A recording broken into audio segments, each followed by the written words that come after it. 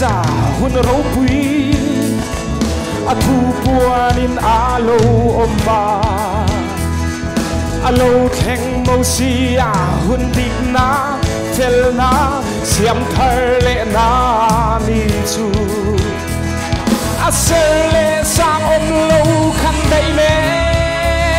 ril tram le tui ha la lo theng ba ma sen hun kho har he khalera lalba kong siang lu te kan sia alo kan don chung sing ar khian ni la eni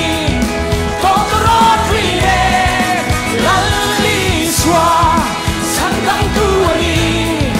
hin ka kin lo ru o san dam ma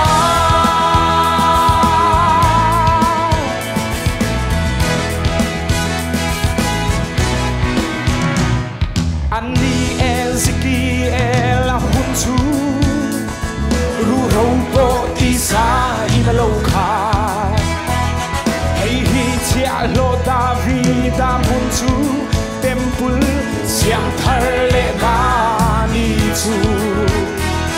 bu seng hun kan kheng lo hoi chuang la